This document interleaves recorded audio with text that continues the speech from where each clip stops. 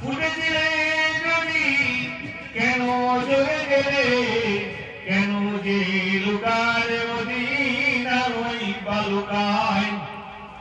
তোমারি বিরহে কাঁদিছে দুনিয়া, সাল্লি আলা মুহাম্মাদিন সাইয়্যিদিনা শাফিঈনা সাল্লি আলা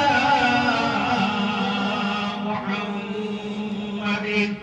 বলে গানে গানে মদিনার ছোঁয়া লাগাই পরাণী, ঘুমরিয়ার দিকুনে কুড়াই মুসাল্লি আলা মুহাম্মাদিন সাইয়্যিদিনা শাফিঈনা সাল্লি আলা মুহাম্মাদিন।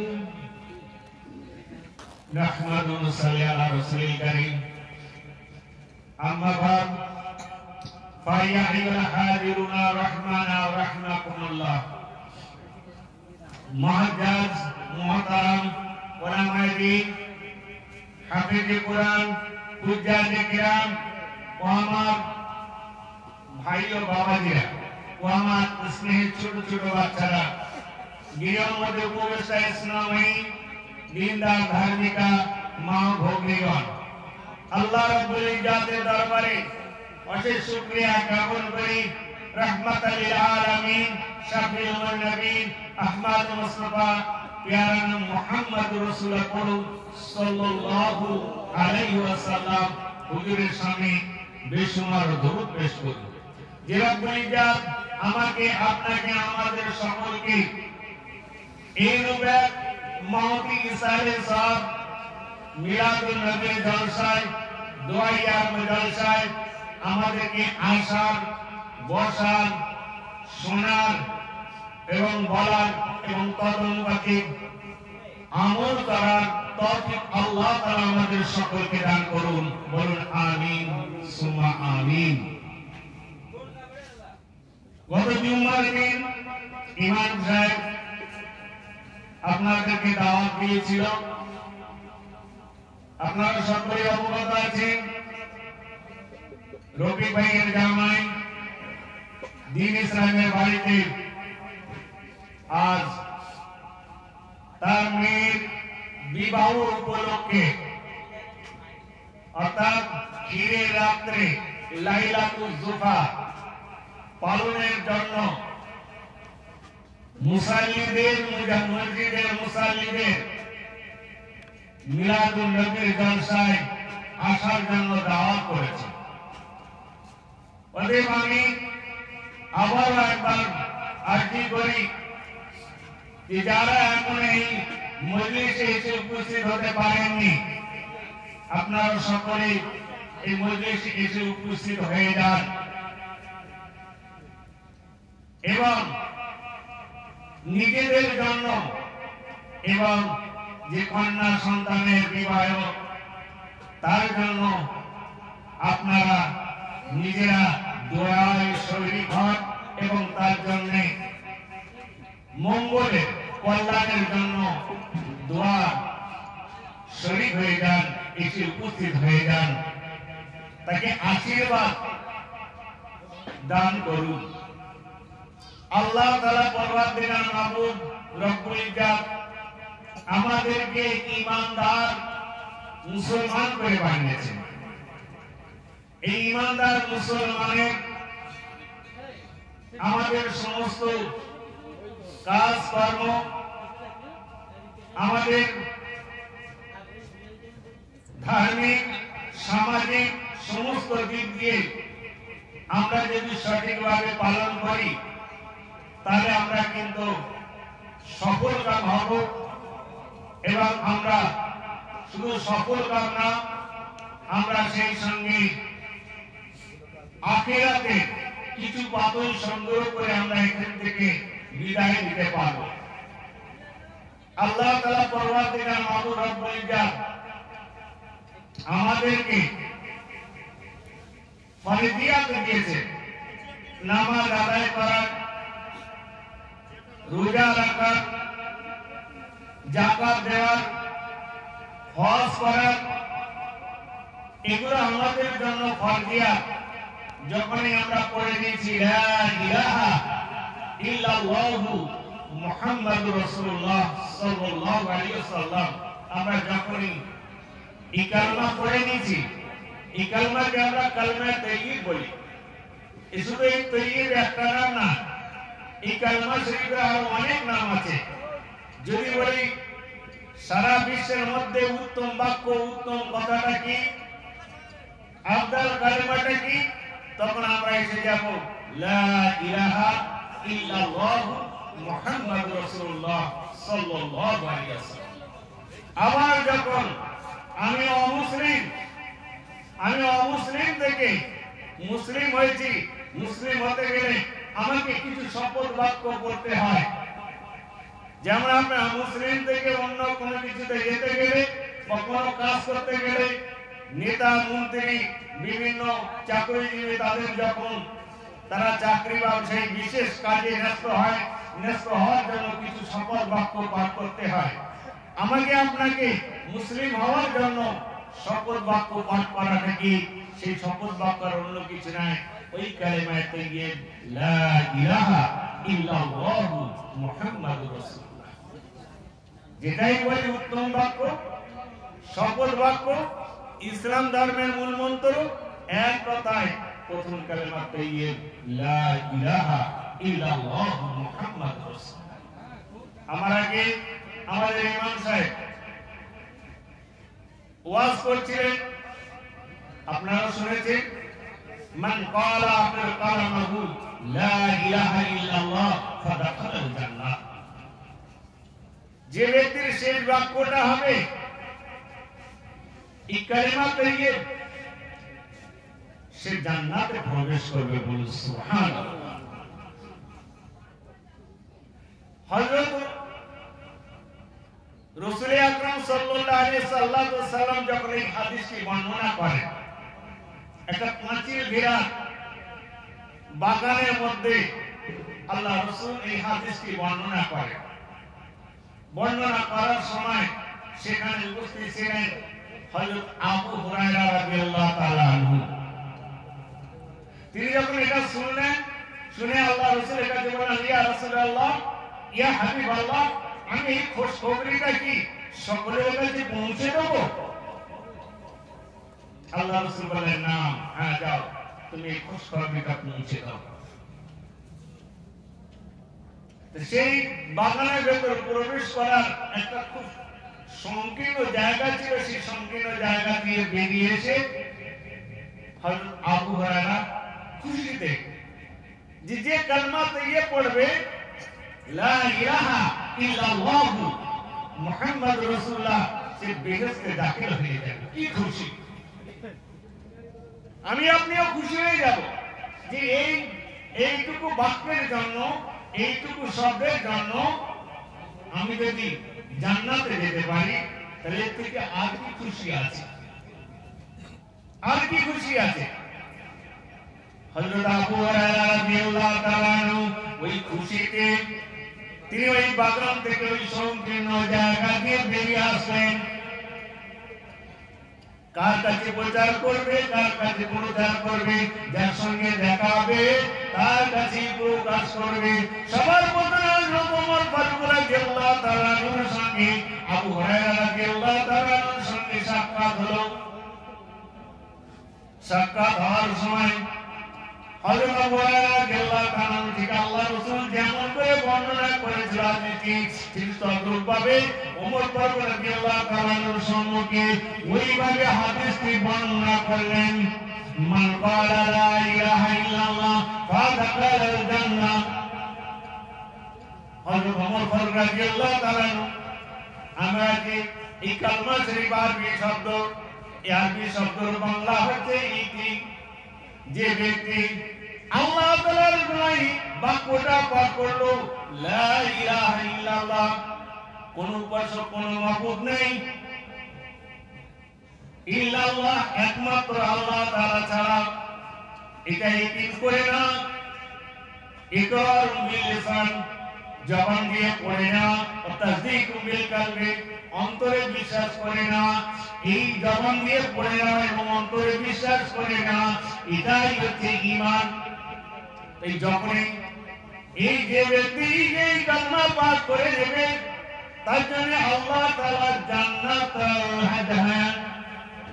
তার জন্য আল্লাহ তাআলা জান্নাত তার জন্য হালাল করে দিল।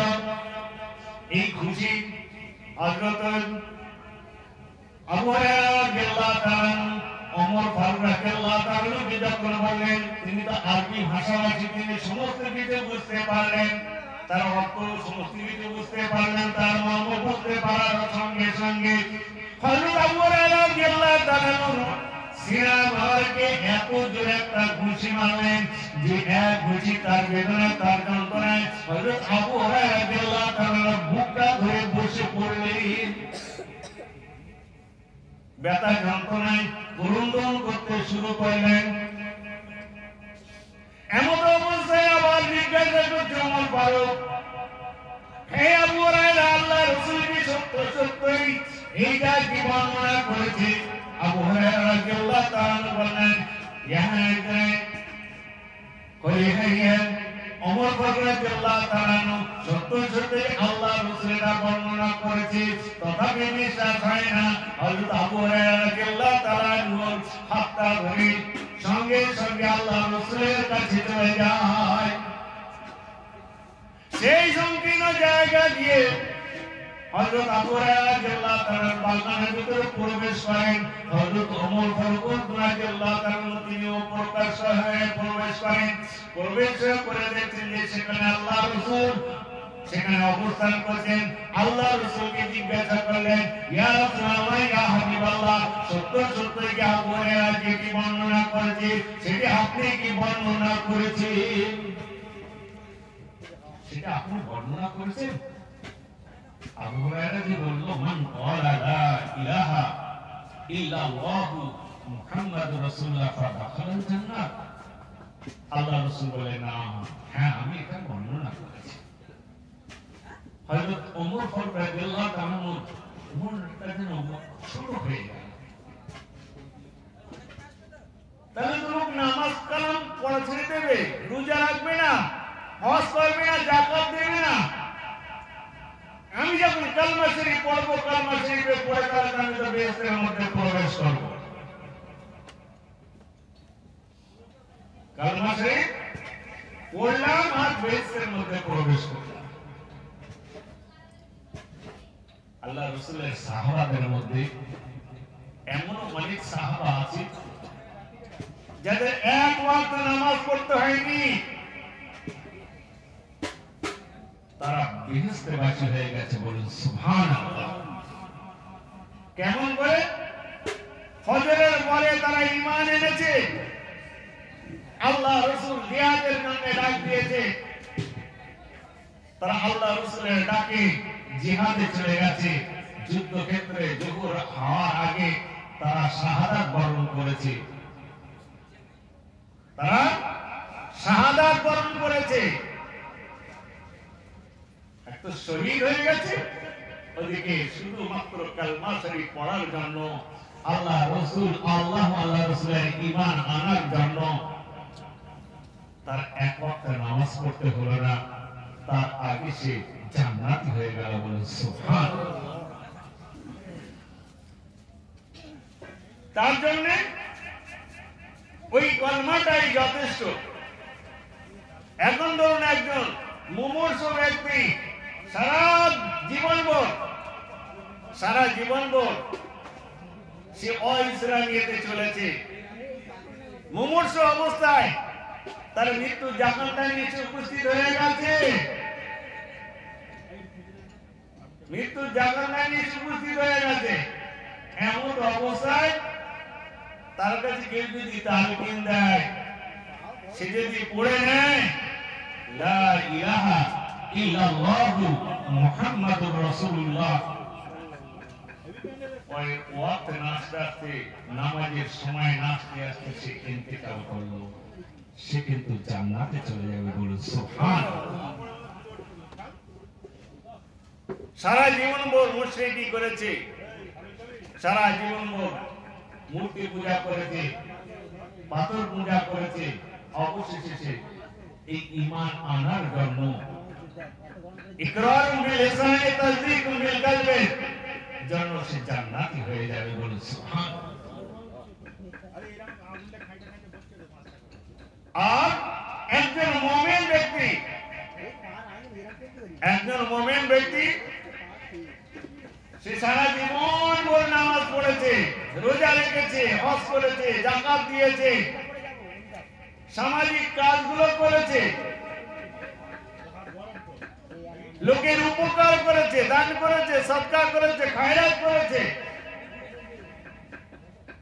অবশেষে ইন্তেকালের সময় ঈমান হারা হয়ে, বেঈমান হয়ে দুনিয়া থেকে বিদায় নিয়েছে, তার সারা জীবনে নামাজ, কালাম, হজ ইত্যাদি আদায় করার কোনো ফল আসবে না, সে জাহান্নামী হয়ে যাবে।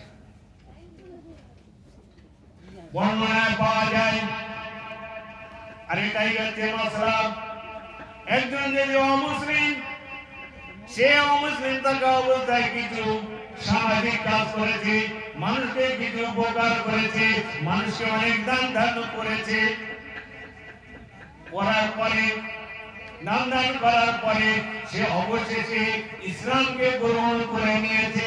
ইসলামকে গ্রহণ করে নেওয়ার জন্য সে অমুসলিম থাকা অবস্থায় সে যে দান করেছিল, যে সামাজিক কাজ করেছিল, মানুষের কল্যাণের জন্য সে অনেক কিছু উপকার করেছিল, সেই করার জন্য সে মুসলিম হওয়ার পরে তার পিছনের কাজ করার জন্য সে সব পেয়ে যাবে। কিন্তু একজন মুসলমান থাকা অবস্থায় সে দান, যাকাত, ফিতরা যাই করুক না কেন, তার বহু নেকি হোক না কেন, সে যদি মৃত্যুর পরে সে যদি অবশেষে যদি ঈমান হারা হয়ে যায়, ইসলাম থেকে সে যদি খারিজ হয়ে যায়, ইসলাম থেকে খারিজ হয়ে যাওয়ার জন্য তার যে উপকার থাকে, নামাজ, কালাম, যাকাত, হজ সমস্ত কিছু কিন্তু বরবাদ হয়ে যাবে, এর নেকি সে পাবে না, এর নেকি সে পাবে না। কিন্তু একজন অমুসলিম, সে যদি অমুসলিম থাকা অবস্থায় কিছু কল্যাণের কাজ করে, কিছু দান করে থাকে, সে কিন্তু ঈমান আনার পরে পিছনের কাজে পাবে। কিন্তু একজন মুসলমান, সে যদি ঈমান থাকা অবস্থায় এত টাকা কাজ করেছে, কল্যাণ করেছে, সে নামাজ কালাম আদায় করেছে, দোয়া দরুদ শরীফ পাঠ করেছে, সমস্ত কিছু করার পরেও সে যখন অমুসলিম হয়ে মারা গেল, তার সমস্ত কাজ বরবাদ, তার কোনো জায়গা, তার কোনো ফল আখিরাতে সে পাবে না। সেই জন্য বলা হয়েছে, আল্লাহ রাসূল বলেছেন, মান ক্বালা আখিরু কালামুহু লা ইলাহা ইল্লাল্লাহ মুহাম্মাদুর রাসূলুল্লাহ সাল্লাল্লাহু আলাইহি ওয়াসাল্লাম। হযরত ওমর ফারুক রাদিয়াল্লাহু তাআলা বলেন, ইয়া রাসূলুল্লাহ, ইয়া হাবিবাল্লাহ, মানুষ তো নামাজ পড়বে না, রোজা রাখবে না, হজ করবে না, যাকাত দেবে না। আল্লাহ রাসূল বলেন, হে ওমর, হে ওমর, তুমি এতটুকু কথা চিন্তা করো না, তুমি এতটুকু মনে করে রেখে দেবে, সে যখন ইসলামকে গ্রহণ করে নিল, সে যখনই পড়ে নিল লা ইলাহা ইল্লাল্লাহু মুহাম্মাদুর রাসূলুল্লাহ, সে যখন পড়ে নিল ইকরারুন বিল লিসান ওয়া তাসদীকুন বিল কলবি, এতটুকু পড়ে নেওয়ার জন্য সে একটা ফরজিয়াত আদায় করেছে। একটা ফরজিয়াত আদায় করার সঙ্গে সঙ্গে তার সুস্থ অবস্থায়, তার সুস্থ সরল অবস্থায় তার উপরে আরো 4টি ফরজিয়াত পড়ে যায়। বিশেষ করে দুটি ফরজ, যে দুটি ফরজ হচ্ছে 5 ওয়াক্ত নামাজ এবং রমজান মাসে 1 মাস রোজা। সে যদি নামাজ না পড়ে, রোজা না করে, সে যদি নামাজ না পড়ে, রোজা না করে, যাকাত, হজ, এগুলো তো তার অর্থের উপরে, তার মালদারের উপরে, সে যখন সাহেব নেশা হবে, তার উপরে যখন যাকাত ফরজ হবে, তখন তো তার যাকাত দিতে হবে, তার আগে তো তার কোনো দোষ নেই। তারপরে যখন বর্তমানে এক্ষুনি হজ করতে গেলে প্রায় 4 লক্ষ টাকা তার হজের জন্য খরচ হওয়ার সম্ভাবনা আছে। প্রায় 4 লক্ষ টাকা একজন ব্যক্তি যদি তার 3 লক্ষ টাকা পর্যন্ত থাকে, তার জন্য যাকাত ফরজ হবে, তার জন্য হজ ফরজ হবে না। 3.5 লক্ষ টাকা পর্যন্ত তার যদি থাকে, তার জন্য যাকাত ফরজ হবে, হজ ফরজ হবে না। যখন এই দেখা যাবে 3.5 লক্ষের উপরে প্রায় হজ যখন আদায় করার মতন তার টাকা হয়ে গেছে, তখন তার উপরে যাকাত ফরজ হবে। কিন্তু তার উপরে নামাজ তো ফরজ হয়েছিল, তার উপরে রমজান মাসে রোজা তো ফরজ হয়েছিল। অতএব নামাজ না পড়লে, রোজা না করলে সে হয়তো একদিন বেহেশতে যাবে। বেহেশতে যাওয়ার আগে তাকে কিন্তু নামাজ না পড়ার জন্য, রোজা না রাখার জন্য, যার উপরে যাকাত ফরজ হয়েছে যাকাত না দেওয়ার জন্য, যার উপর হজ ফরজ হয়েছে সে হজ পাক না করার জন্য, তাকে কিন্তু জাহান্নামের শাস্তিটাকে ভোগ করতে হবে। এটা মাথায় রেখে দিতে হবে। শুধু আমি পড়ে নিলাম লা ইলাহা ইল্লাল্লাহু মুহাম্মাদুর রাসূলুল্লাহ সাল্লাল্লাহু আলাইহি ওয়াসাল্লাম। তো হজ সম্বন্ধে আরো বলা হয়েছে, আল্লাহ রাসূল বলেছে যার উপর হজ ফরজ হয়েছে সে যদি হজ না করে